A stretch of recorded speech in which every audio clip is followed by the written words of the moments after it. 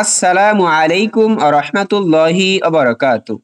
সম্মানিত বন্ধুগণ, যে যেখান থেকে আজকে আমাদের ধারাবাহিক কোরআনের রিডিং শিক্ষা ক্লাসটি দেখতেছেন, সকলকে জানাই আন্তরিক শুভেচ্ছা ও অভিনন্দন।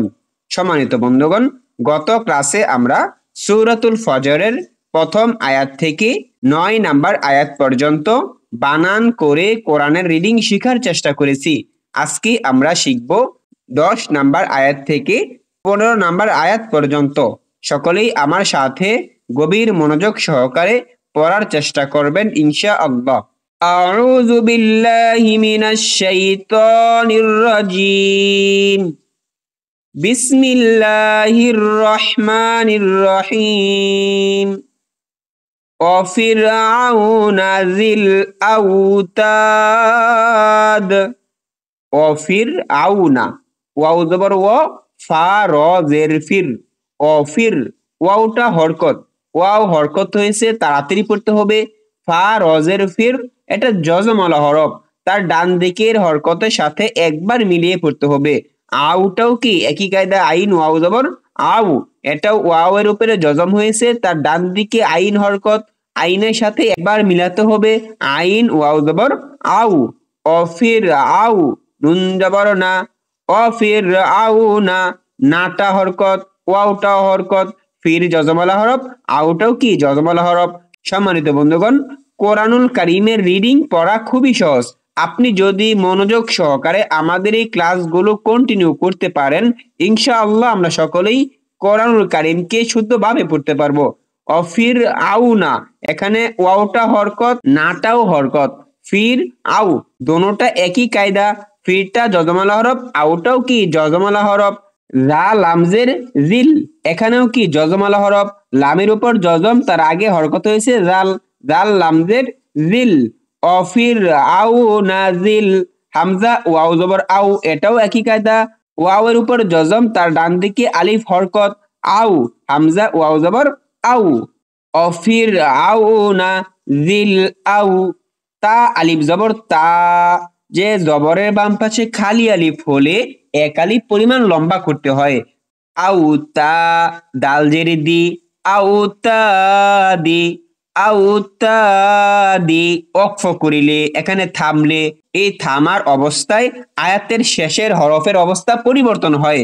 যেমন আউ তা দি আছে, অর্থাৎ ডালের নিচে এক জের আছে, এক জের থাকলে এই এক জেরকে ফেলে দিয়ে সাকিন করে পড়তে হয়। তাহলে আউতা দি থেকে আউতাদ।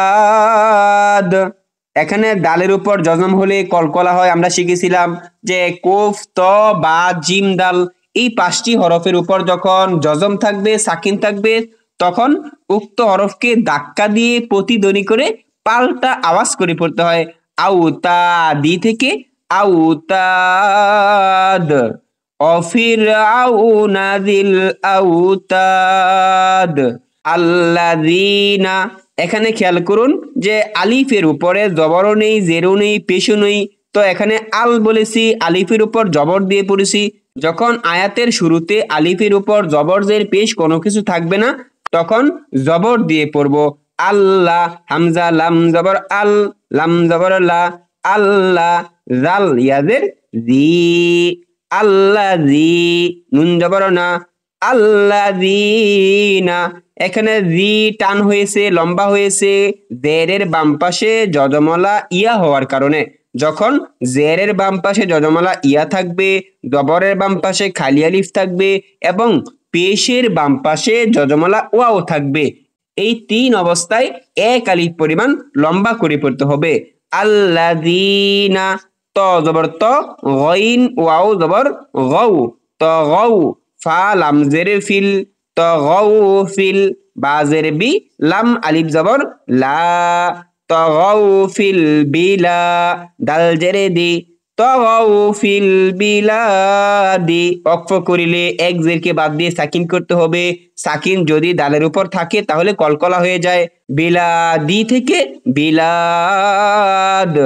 আল্লাযীনা তাগাউ ফিল বিলাদ ফাআকসারু, ফা জবর ফা, হামজা কাব জবর আক, ফা আক, হামজা কাব জবর আখ, এটা যজমালা হরফ, একবার মিলাতে হবে তার ডান দিকের হরকতের সাথে। কাফের উপর যজম, আলিফ হরকত, হামজা কাব জবর আখ, ফা আখ, সা জবর সা, এটা হরকত, তাড়াতাড়ি পড়তে হবে। ফা আখ সা, র ওয়াও পেশ রু, এক আলিফ পরিমাণ লম্বা করে পড়তে হবে, কারণ পেশের বাম পাশে যজমালা ওয়াও হয়েছে। ফা ইয়াজের ফি, এটাও এক আলিফ পরিমাণ লম্বা করতে হবে, জেরের বাম পাশে যজমালা ইয়া হয়েছে। ফা আকসারু ফি, হা লাম জবর হাল, এটা যজমালা হরফ, লামের উপরে যজম, এখন তার ডান দিকে যে হরকত রয়েছে এই হরকতের সাথে মিলাতে হবে। ফি হাল, ফা জবর ফা, ফি হাল ফা, ফাটা হরকত, সিন আলিফ জবর সা, এটা মাদের হরফ, জবরের বাম পাশে খালি আলিফ, আল জবর দা, ফি হাল ফাসাদা, ওয়াকফ করিলে ডালের উপরে যে জবর রয়েছে এই জবরকে বাদ দিয়ে সাকিন করতে হবে। ডালের হরকতকে বাদ দিয়ে যদি সাকিন করি তাহলে কলকলা হয়ে যায়। যে আমরা জানি কোফ, ত, বা, জিম, দাল, এই পাঁচটি হরফের উপরে যদি যজম থাকে তাহলে ধাক্কা দিয়ে প্রতিধ্বনি করে পাল্টা আওয়াজ করে পড়তে হয়। ফা আকসারু ফিহাল ফাসাদ, সাব্বা আলাইহিম রাব্বুকা সাউতা আযাব। বা জবর ফা, সদ বা জবর সব, ফা সব, বা জবর বা, ফা সব্বা, আইন জবর আ, লাম ইয়া জবর লাই, আলাই, হা মিম জেরে হিম, আলাইহিম, ফা সব্বা আলাইহিম, রব্বুকা, র বা জবর রব, বা পেশবু, রব্বু কাব জবর কা, রব্বুকা, ফাসাব্বা আলাইহিম রব্বুকা, সিন ওয়াও জবর সাউ, ত জবর ত, সাউ ত, আইন জবর আ, জাল আলিফ জবর জা, আযা, বা দুই জেরে বিন, আযাবিন, এখানে অক্ফ করিলে দুই জেরকে বাদ দিয়ে সাকিন করতে হবে, কলকলা হয়ে যাবে। আযাবিন থেকে আযাব, ফাসাব্বা আলাইহিম রব্বুকা সাউত আযাব।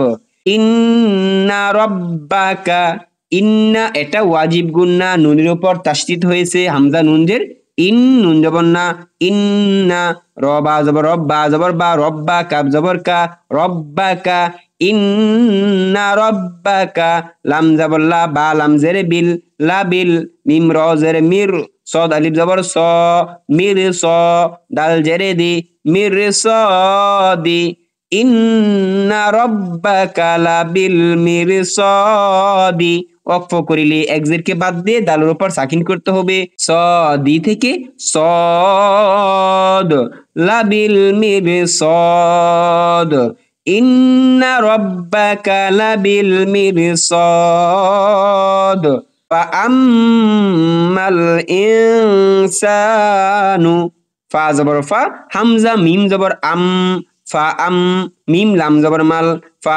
আম্মাল, আম্মা এটা ওয়াজিব গুন্না, মিমের উপর তাসদীদ হয়েছে, মিম লাম জবর মাল, ফা আম্মাল, হামজা নুন জের ইন, এখানে ইন বলা যাবে না কারণ নুন সাকিনের পরে সিন এসেছে।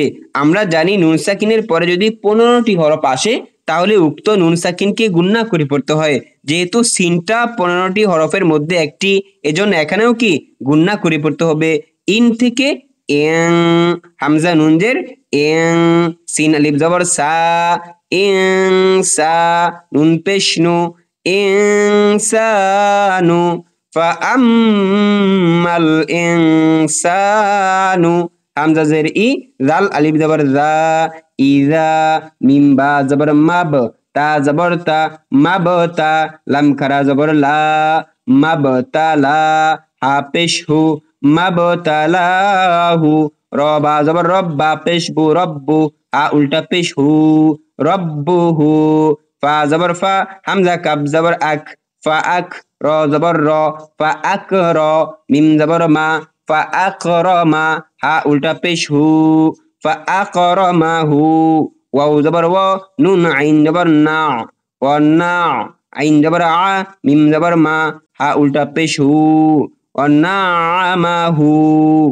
ওয়াকফ করিলে উল্টা পেশকে বাদ দিয়ে সাকিন করতে হবে, তাহলে ওয়া নামাহু থেকে ওয়া নামা, فأما الإنسان إذا ما ابتلاه ربه فأكرمه ونعمه فيقول ربي أكرمني فا زبر فا يا زبر يا فيا قف واو পেশ قو فيقو لام পেশলু فيقول রবা জবর রব্বা ইয়াজের বি রব্বি এখানে মাদের হরফের পরে লম্বা হামজা এসেছে তাহলে এক আলিফকে 3 আলিফ পরিমাণ লম্বা করতে হবে রব্বি হামজা কাব জবর আখ র জবর র আকর মিম জবর মা আকরমা নুন জেরে নি আকরমানি ওয়াকফ করিলে এক জেরকে বাদ দিয়ে সাকিন করতে হবে আকরমানি থেকে আকরমান আকরমান রব্বি আকরমান ফায়াকুলু রব্বি আকরমান।